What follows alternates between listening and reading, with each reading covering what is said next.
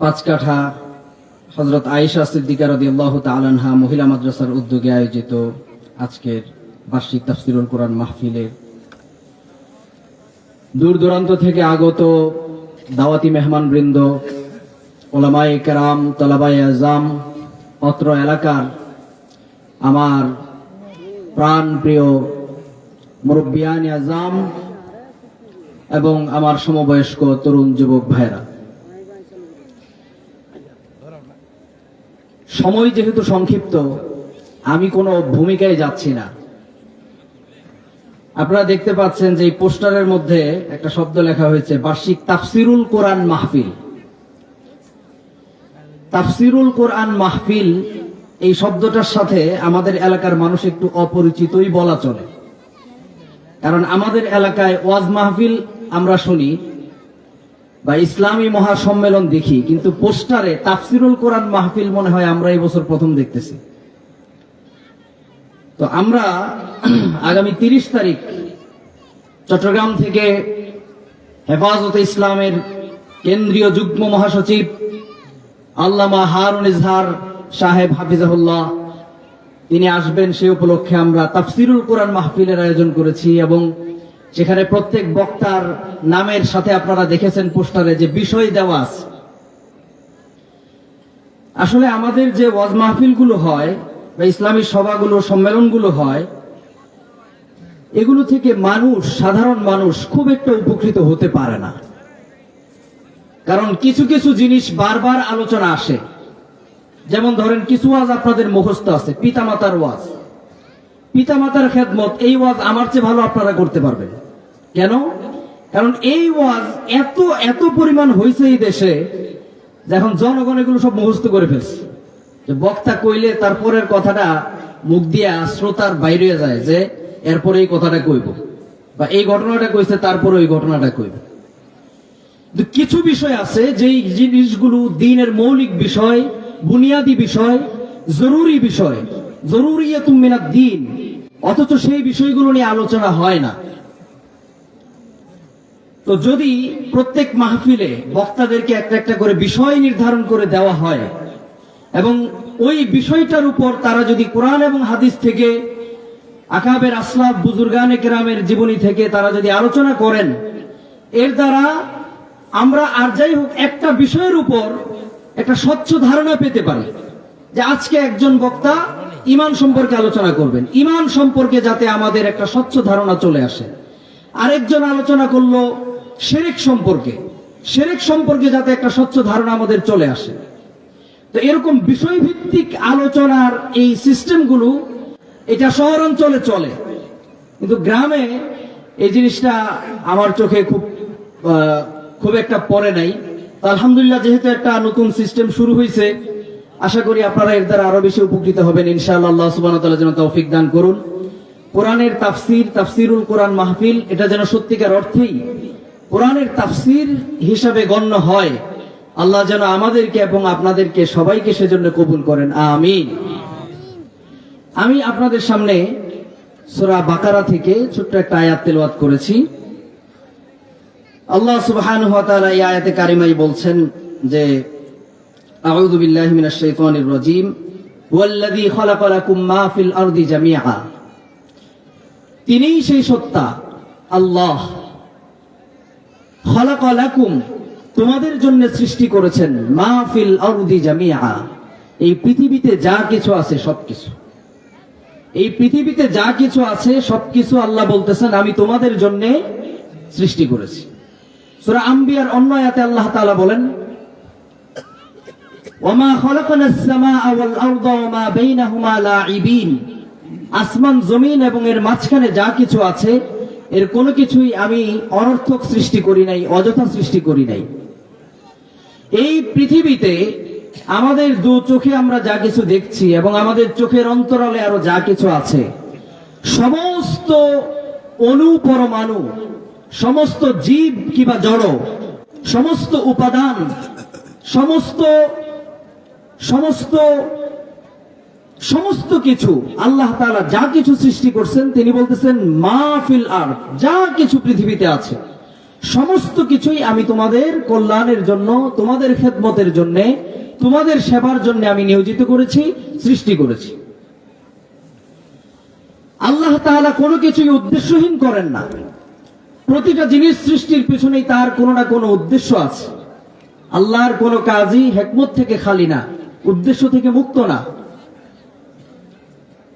এক বিজ্ঞানী, জীববিজ্ঞানী, বায়োলজিস্ট, তিনি টয়লেটে বসে চিন্তা করতেছিলেন যে আল্লাহ কোরআনে বলেছেন পৃথিবীতে যা কিছু আছে সবকিছু আমি তোমাদের কল্যাণের জন্য সৃষ্টি করছি, তাহলে এই যে বাথরুমের, টয়লেটের, নর্দমার যে কিটগুলা, এগুলো আল্লাহ কেন সৃষ্টি করছে?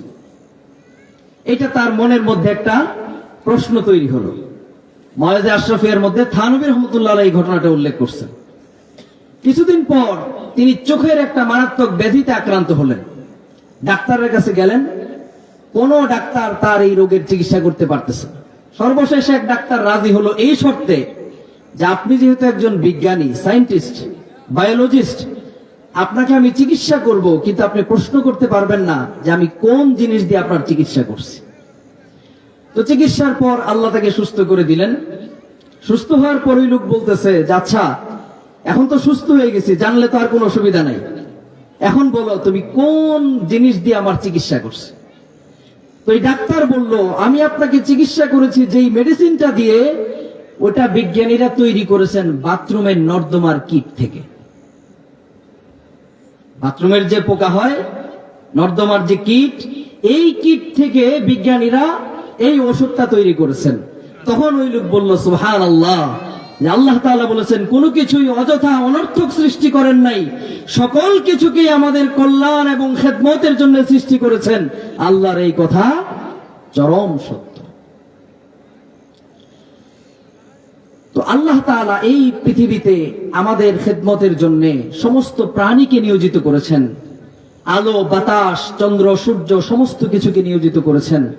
আল্লাহ তাআলা সূরা বাকারার এর আগের পৃষ্ঠায় চমৎকার একটা আয়াতে তিনি বলছেন যে ইয়া আইয়ুহান নাসু উবুদু রাব্বাকুমুল্লাযী খালাকাকুম ওয়াল্লাযীনা মিন ক্বাবলিকুম লাআল্লাকুম তাত্তাকুন। হে মানুষ, তোমরা তোমাদের সেই রবের ইবাদত করো যিনি তোমাদেরকে এবং তোমাদের পূর্ববর্তী সবাইকে সৃষ্টি করেছেন।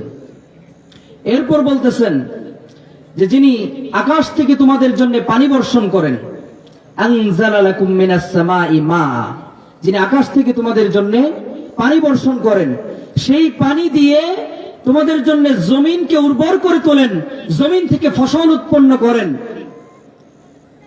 আল্লাহু আকবার। এবার দেখেন, আকাশ থেকে যে পানিটা আল্লাহ বর্ষণ করেন, আল্লাহ তাআলা কোরআনের বিভিন্ন জায়গায় এই কথাটা উল্লেখ করেছেন। এবার এই বৃষ্টির পানিটা কোথায় সংরক্ষিত থাকে?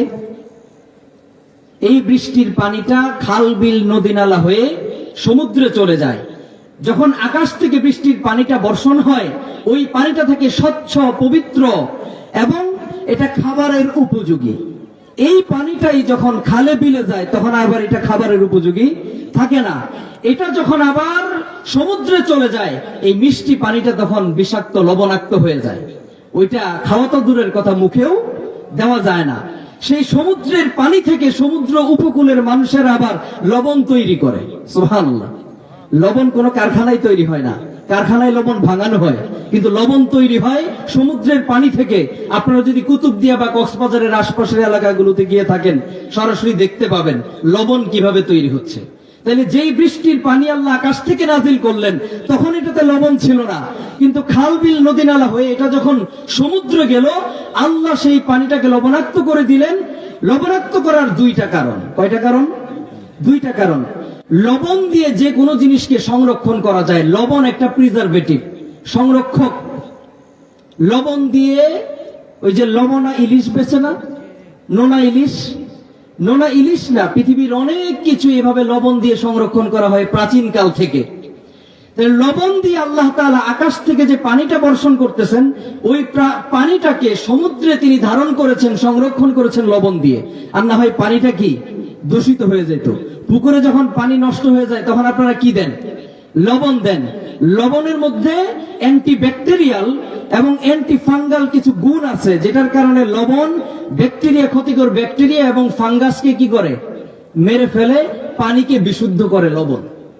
তা আল্লাহ তাআলা ওই পানিটাকে সমুদ্রের মধ্যে ধারণ করেন লবণ দিয়ে, যাতে এই পানিটা বিষাক্ত না হয়ে যায়, পানিটা যাতে নষ্ট না হয়ে যায়।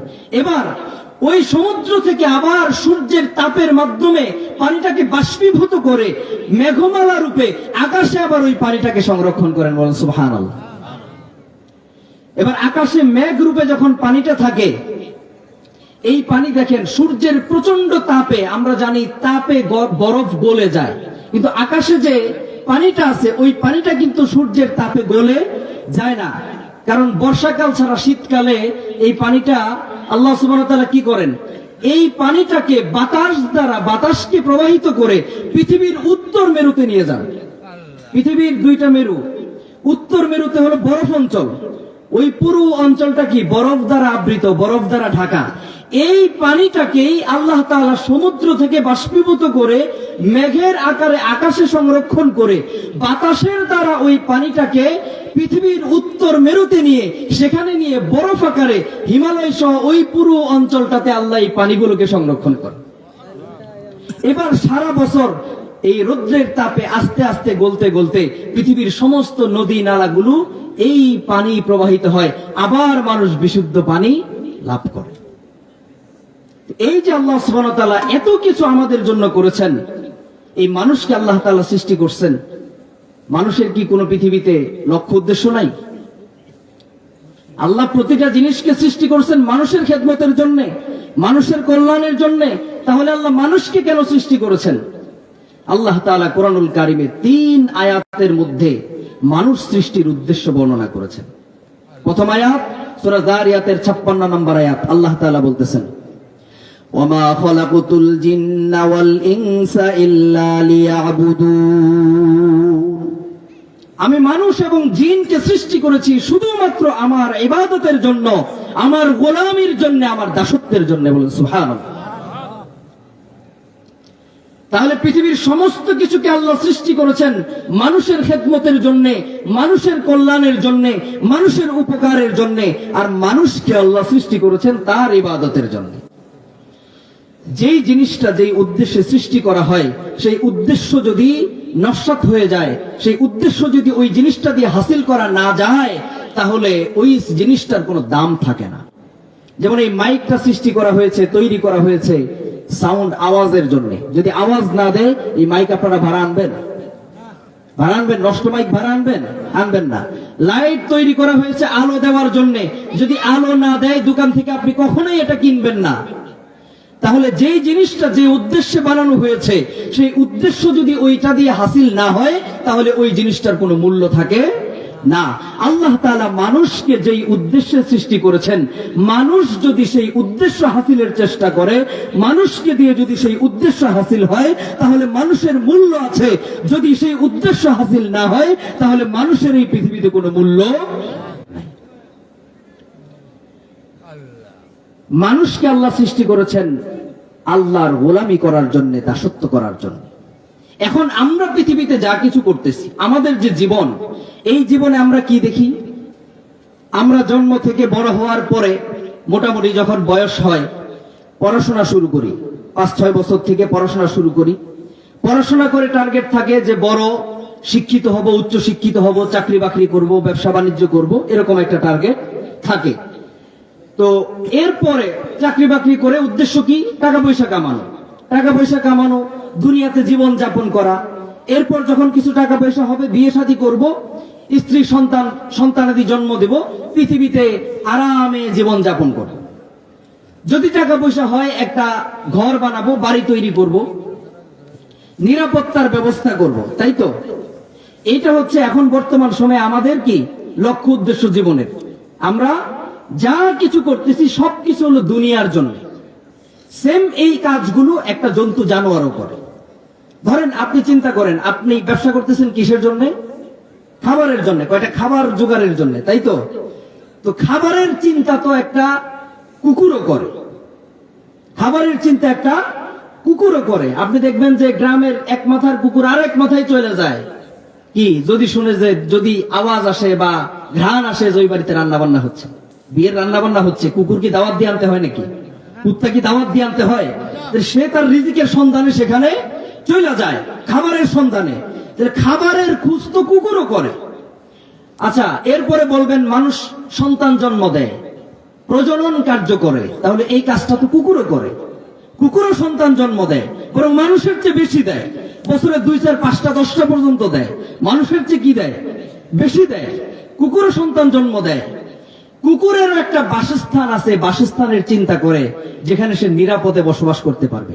একটা শিয়ালেরও একটা গর্ত আছে, একটা নিরাপদ গর্তের চিন্তা করে যেখানে সে দিনের বেলায় লুকায়া থাকতে পারে। তাহলে বাসস্থান, একটা নিরাপদ ঘরের চিন্তা, নিরাপদ বাসস্থানের চিন্তা একটা কুকুরও করে, একটা শিয়ালও করে। তাহলে শুধুমাত্র খাবারের চিন্তা করা, শুধুমাত্র সন্তান জন্ম দেওয়ার চিন্তা করা, শুধুমাত্র নিরাপত্তার চিন্তা করা, বাসস্থানের চিন্তা করা, ঘর দরের বাড়ি ঘরের চিন্তা করা, এতটুকু চিন্তা করলে মানুষ আর পশুর মধ্যে কোনো পার্থক্য থাকে না। একটা মানুষের যদি শুধুমাত্র এতটুকুই জীবনের উদ্দেশ্য হয়, তাহলে এই মানুষটার মধ্যে আর একটা কুকুরের মধ্যে কোনো পার্থক্য নেই। হাসান বসরি রহমতুল্লাহি আলাইহি কুকুরের 10টা ফজিলত উল্লেখ করছেন। ফজলুল কিলাব, তার একটা খুব চমৎকার একটা আছে, যেটা আপনার হায়াতুল হাইওয়ানের মধ্যে উল্লেখ আছে। 10টা গুণ বর্ণনা করছেন। একটা কুকুরকে যখন আপনি 1 দিন 2 দিন 3 দিন খাবার দিবেন, 3টা রুটি দোকান থেকে কিনে আপনি খাওয়ায় দেখেন, পরের দিন ঠিক ওই জায়গায় আপনি আসার জন্য সে অপেক্ষা করে। আপনার বাড়িতে আপনি কুকুর পালেন, কুকুরটাকে কিছুদিন খাবার দেওয়ার পরে সে যখন আপনার আনুগত্য স্বীকার করে নেয়, এমন অবস্থা হয় আপনার ঘ্রাণ শুনে সে বুঝতে পারে আপনি আসতেছেন। এমনি অপরিচিত মানুষ আসলে সে ঘেউ ঘেউ করে, কিন্তু মালিক আসলে দূর থেকে সে বুঝতে পারে, পায়ের কাছে যায় সুন্দর চুপচাপ বসে থাকে। হ্যাঁ, লাথি দিয়ে দূরে সরাইয়া দিবেন, এরপরেও সে কাছে আসে, দূরে চলে যায় না, আনুগত্য করে। মাত্র 3 দিন খাবার দেওয়ার কারণে একটা কুকুর তার মালিকের আনুগত্য করে। হাসান বসরি বলতেছেন যে মানুষ কত নেমক হারাম, আল্লাহ তাকে আলো দিচ্ছেন, বাতাস দিচ্ছেন, দুনিয়ার নাজ নিয়ামত, এত এত নিয়ামত আল্লাহ তাকে সর্বক্ষণ ডুবিয়ে রেখেছেন, এরপরও মানুষ কি করে আল্লাহর অবাধ্য হয়? তাহলে যেই মানুষটা আল্লাহর এই সমস্ত নাজ নিয়ামত ভোগ করার পরেও আল্লাহর আনুগত্য করে না, এই মানুষটার মধ্যে, এই মানুষটা শুধু কুকুর না, আল্লাহ বলতেছেন উলাইকা কাল আনআম, এরা জন্তু জানোয়ারের মতো, বালহুম আদল। আরে কুকুরও তো তাকে 3 দিন খাবার দিলে সে মালিকের আনুগত্য করে, মালিকের শুভাকাঙ্ক্ষী হয়ে যায়, মালিকের বাড়ি পাহারা দেওয়া শুরু করে। মানুষ কত নেমক হারাম, কাল উলাইকা কাল আনআম বালহুম আদল। মানুষ তার চেয়েও নিকৃষ্ট, যে আল্লাহর এত নিয়ামত ভোগ করার পরেও তারা আল্লাহর আনুগত্য করে না, আল্লাহর বিধান মেনে চলে। যখন একজন মানুষ আল্লাহর এই সমস্ত নিয়ামত ভোগ করার পরে সে আল্লাহর আনুগত্য করে, তখন সে আল্লাহর দৃষ্টিতে হয়ে যায় শ্রেষ্ঠ জীব। উলাইকা হুম খায়রুল বারিয়া, আল্লাহর দৃষ্টিতে এরা হয় সৃষ্টির শ্রেষ্ঠ জীব। আর যখন আল্লাহর অবাধ্য হয়, আল্লাহর সাথে কুফরি করে, তখন ওইটা হয় উলাইকা হুম শাররুল বারিয়া, সৃষ্টির মধ্যে সর্বনিকৃষ্ট। আল্লাহ বলতেছেন লাকাদ খালাকনাল ইনসানা ফি আহসানি তাকওয়িম, আমি মানুষকে সর্বোত্তম আকৃতিতে, গঠন প্রণালীতে সৃষ্টি করেছি। সুম্মা রাদাদনাহু আসফালা সাফিলিন, এরপর মানুষ তার কর্মের কারণে, মানুষ তার আমলের কারণে সর্বনিকৃষ্টে পৌঁছে যায়। মানুষকে আল্লাহ সর্বোত্তম আকৃতিতে সৃষ্টি করেছেন, কিন্তু আবার মানুষ নিজের আমলের কারণে, কর্মের কারণে সর্বনিকৃষ্ট জীবে পরিণত হয়ে যায়। সম্মানিত উপস্থিতি, তাহলে মানুষকে সৃষ্টি করার পিছনে আল্লাহর হিকমত হলো যে মানুষ শুধুমাত্র আল্লাহর গোলামি করবে, আল্লাহর দাসত্ব করবে, পৃথিবীতে আল্লাহর আইন ও কানুন, বিধি ও বিধান মেনে চলবে। এটাই হলো মানুষ সৃষ্টির উদ্দেশ্য। যতক্ষণ একজন মানুষ আল্লাহর এই উদ্দেশ্যকে বাস্তবায়ন করে, ততক্ষণ সে মানুষ থাকে, ততক্ষণ সে সৃষ্টির শ্রেষ্ঠ জীব থাকে, ততক্ষণ সে আল্লাহর দৃষ্টিতে শ্রেষ্ঠ থাকে, ততক্ষণ সে আল্লাহর দৃষ্টিতে সম্মানের পাত্র থাকে। আর যখন সে এই উদ্দেশ্য থেকে সরে যায়, আল্লাহর আনুগত্য বাদ দিয়ে শয়তানের আনুগত্য শুরু করে, তাগুতের আনুগত্য শুরু করে, আল্লাহর সাথে কুফরি করা শুরু করে, জাহিলি আইন কানুন, বিধিবিধান এবং মানব রচিত বিধিবিধানের আনুগত্য করা শুরু করে, মানুষের তৈরি করা নিয়ম কানুন মানা শুরু করে, তখন সে আল্লাহর দৃষ্টিতে সর্বনিকৃষ্ট জীবে পরিণত হয়ে যায়। আল্লাহু আকবার। তাহলে মানুষ সৃষ্টির এক নাম্বার উদ্দেশ্য হলো আল্লাহর ইবাদত করা, দাসত্ব করা। ইবাদত সম্পর্কে মানুষের একটা ভুল ধারণা আছে। আমরা মনে করি শুধুমাত্র নামাজ, রোজা, হজ, যাকাত, দান, সদকা এটাই হলো ইবাদত, এর বাইরে আর কোনো ইবাদত নাই। অথচ মানব জীবনের প্রতিটা দিক ও বিভাগে আপনি যেখানে যাবেন, আপনার ব্যক্তি জীবন থেকে শুরু করে পারিবারিক জীবন, সামাজিক জীবন, রাজনৈতিক জীবন, অর্থনৈতিক জীবন, সামষ্টিক জীবনে ইসলামের বিধান, কোরআনের বিধান, আল্লাহর বিধান আছে না নাই? আছে। এখন কোন ব্যক্তি যদি বলে আমি মসজিদে শুধুমাত্র আল্লাহর কথা মানবো, মসজিদ থেকে বের হয়ে আমার লেনদেন কিভাবে করব, এই ক্ষেত্রে আমি আল্লাহর কথা মানতে বাধ্য না, এই ব্যক্তি কি মুমিন থাকবে? প্রশ্নই আসে না, সাথে সাথে তার ঈমান চলে যাবে।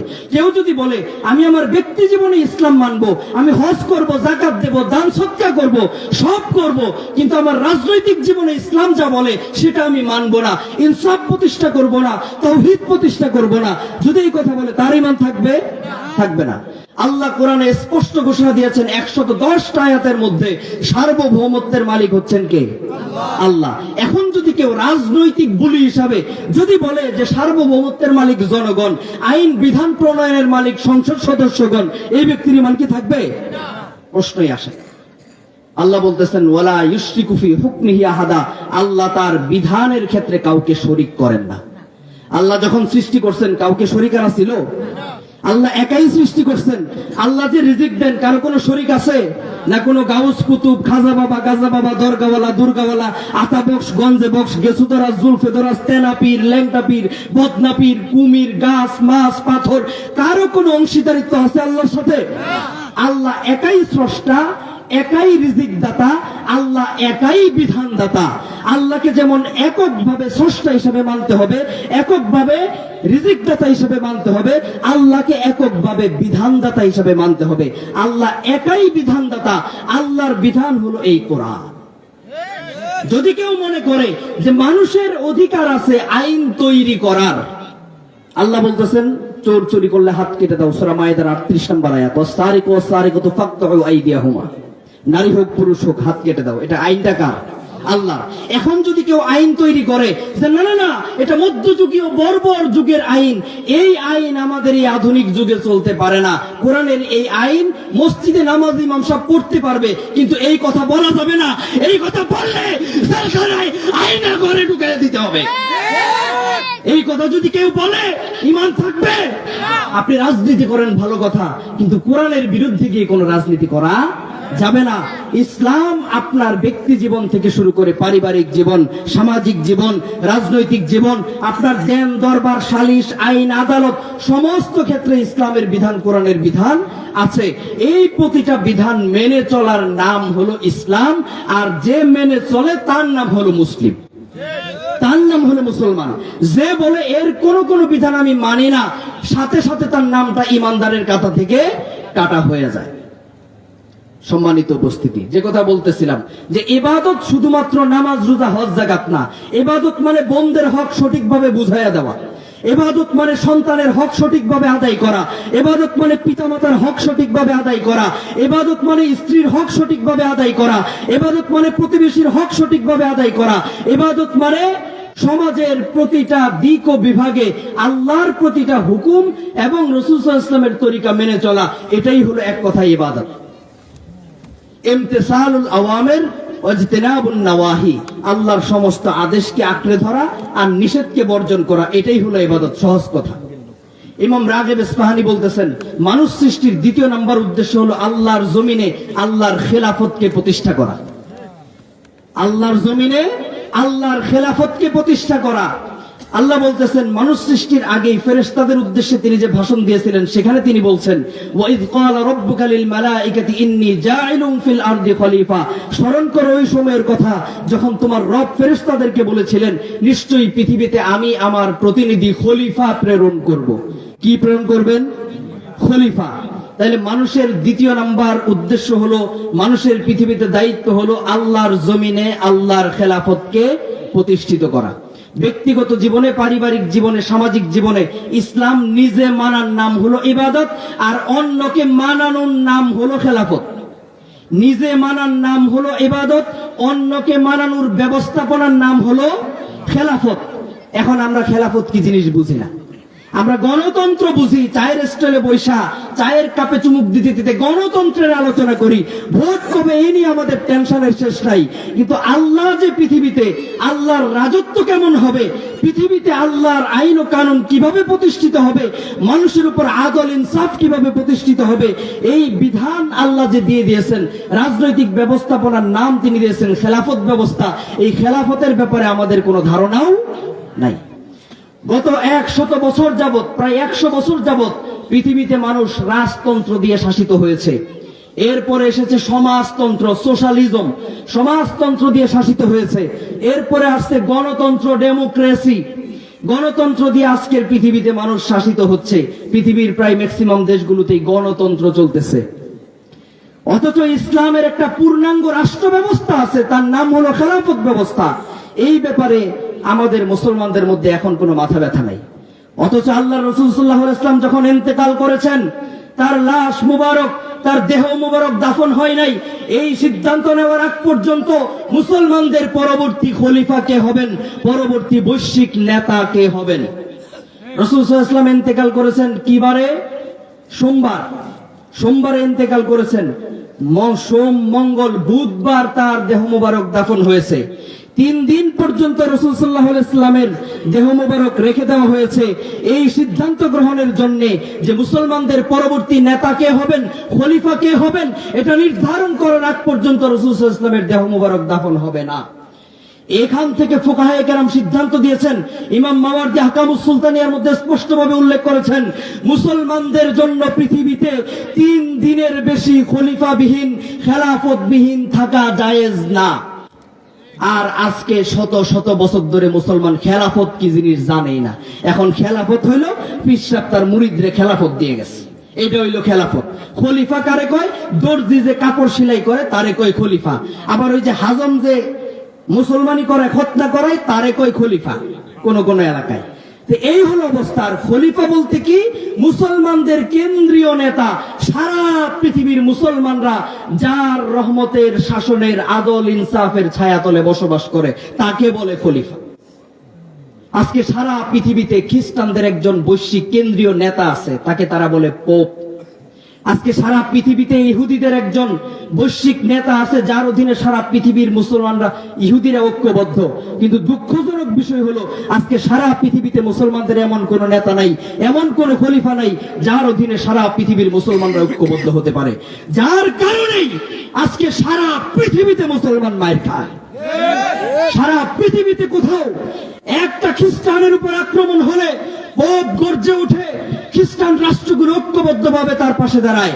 একটা ইহুদির উপর আঘাত হলে সারা পৃথিবীর ইহুদিরা ঐক্যবদ্ধভাবে রুখে দাঁড়ায়। একটা হিন্দুর উপরে আঘাত হলে সারা পৃথিবীর হিন্দুরা গর্জে ওঠে, ঐক্যবদ্ধভাবে রুখে দাঁড়ায়। কিন্তু আমার দেশে 92-95% মুসলমানের দেশে, চট্টগ্রামে এই যে গত কিছুদিন আগের ঘটনা, কোর্ট প্রাঙ্গণ থেকে একজন মুসলিম আইনজীবী উকিলকে অ্যাডভোকেট সাইফুল ইসলাম আলিফ ভাই, যে আমাদের জন্য প্রচুর পরিশ্রম করেছেন এবং নৌ মুসলিম ভাইদের জন্য প্রচুর মেহনত করেন, এই অ্যাডভোকেট সাইফুল ইসলাম আলিফ ভাইকে কথিত হিন্দু নামধারী ইসকনের সন্ত্রাসীরা কোর্ট থেকে উঠে এনে তাকে জবাই করে, প্রকাশ্য দিবালোকে জবাই করে হত্যা করে ফেলেছে। ওলামায়ে কেরাম প্রতিবাদ জানিয়েছেন, সারা দেশে আওয়াজ উঠেছে। কিন্তু মুসলমানদের যদি আজকে খেলাফত থাকতো, এই হত্যাকাণ্ডের বিচার না হওয়া পর্যন্ত খলিফার গুম হতো না। আমাদের উপমহাদেশে ইসলাম কিভাবে এসেছে ইতিহাস পড়ে দেখেন। মোহাম্মদ বিন কাসিম যখন খলিফার কাছে চিঠি লেখা হলো, সিন্ধুর রাজা দাহিরের কবলে পড়েছে একটা মুসলিম বণিক কাফেলা, সেখানে একজন মুসলিম বোন ওই সিন্ধুর রাজা দাহিরের দ্বারা অত্যাচারিত হয়ে তার ওড়নাকে, হিজাবকে কাপড় কাগজ বানিয়ে, গায়ের রক্তকে কালি বানিয়ে চিঠি লিখে পাঠিয়েছে খলিফার কাছে। সেখান থেকে নিজের আপন মেয়ের জামাতা মোহাম্মদ বিন কাসিম 17 বছর বয়সী, তাকে সেনাপ্রধান বানিয়ে সিন্ধুর রাজা দাহিরের বিরুদ্ধে অভিযানে পাঠিয়ে দেওয়া হয়েছে। তার বদৌলতে আজকে আমরা ইসলাম পেয়েছি। একজন মুসলিম বোনকে উদ্ধার করার জন্য এখানে এসে এই হিন্দু, এই পুরা ভারতবর্ষ বিজয় হয়েছে, একজন মুসলিম বোনকে উদ্ধার করার জন্য এসেছিলেন। আর আজকে আমাদের প্রকাশ্য দিবালোকে মুসলমানদেরকে হত্যা করা হচ্ছে, অথচ এ নিয়ে আমাদের কোনো মাথা ব্যথাই নেই। আমরা জানি না অনেকে এইগুলো নিয়ে কে আলোচনা করে, কি দরকার আছে? আমরা খায়া পয়রা কোন রকম জীবন গুজরান করতে পারলেই হল। সারা পৃথিবীর মুসলমানরা হলো একটা দেহের মতো, কাজাসাদিন ওয়াহিদ, একটা দেহের মতো। যদি দেহের চোখ ব্যথাপ্রাপ্ত হয়, সারা দেহ সেটা অনুভব করে। মুসলমানের একাংশ যদি আঘাতপ্রাপ্ত হয়, আপনার মধ্যে যদি কোনো ভাবান্তর না হয়, আপনার আগুনের মধ্যে যদি ফুলকি দিয়ে না ওঠে, আপনার রক্ত যদি আগুন জ্বলে না ওঠে, আপনি মুসলমান নন।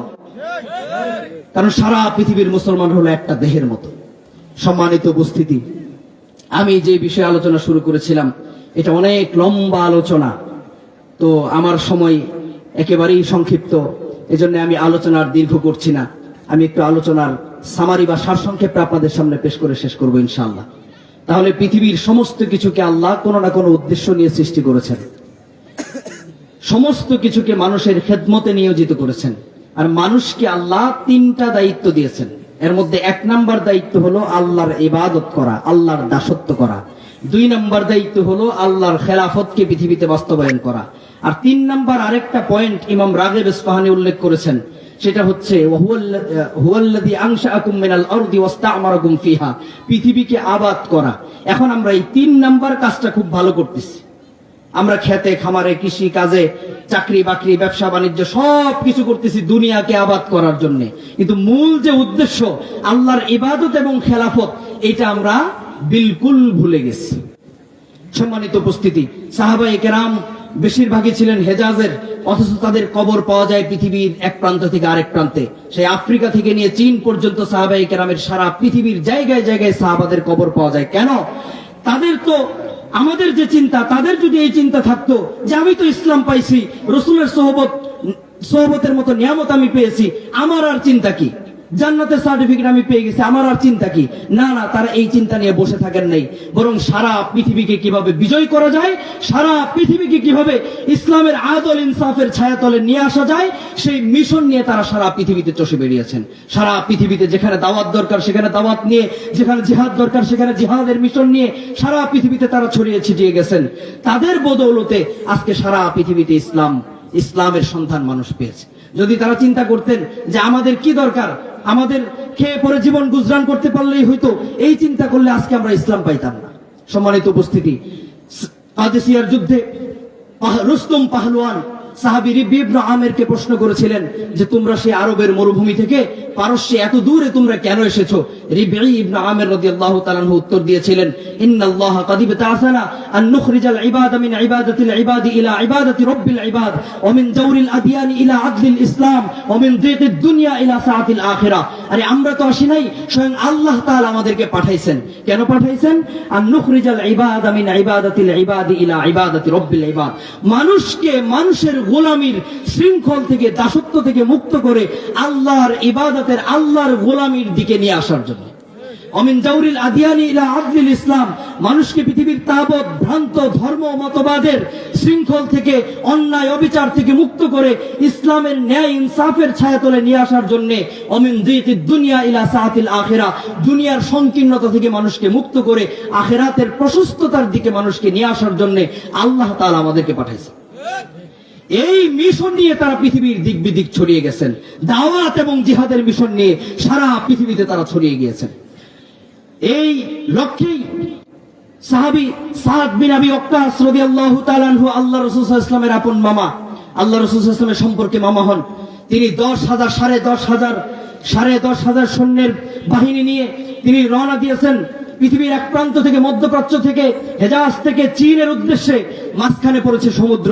সেই সমুদ্র কিভাবে পার হবেন সেই টেকনোলজি তাদের হাতে নাই, সেই পদ্ধতি তাদের জানা নাই। সাদ বিন আবি ওয়াক্কাস রাদিয়াল্লাহু তাআলা আনহু সমুদ্রের তীরে দাঁড়িয়ে তার সঙ্গী সাথীদের উদ্দেশ্যে ভাষণ দিলেন, হে আমার সঙ্গী সাথীরা শোনো, আল্লাহ তাআলা মূসা আলাইহিস সালাম এবং তার কওম বনি ইসরাইলকে ফেরাউনের কবল থেকে সমুদ্রের মাঝখান দিয়ে রাস্তা তৈরি করে উদ্ধার করেছিলেন। সেই আল্লাহ এখনো জীবিত আছেন কিনা? সেই আল্লাহ আমাদেরকেও কোনো না কোনো ভাবে সমুদ্র পার করে দিবেন। তোমরা আল্লাহর নামে তাকবীর দিয়ে ঘোড়া চালাও, আল্লাহই পার করে দিবেন। যখন আল্লাহর নাম নিয়ে তাকবীর ফুঁকতে ফুঁকতে তারা যখন সমুদ্রে ঝাঁকিয়ে পড়লেন, ঝাঁপিয়ে পড়লেন, সমুদ্র পার হয়ে গেলেন। সমুদ্র পার হওয়ার পরে আবু হুরায়রা বলতেছেন যে আমরা দেখলাম আমাদের ঘোড়ার লাগাম, আমাদের ঘোড়ার নালিটা, খুরটাও ভিজে নাই। সুবহানাল্লাহ।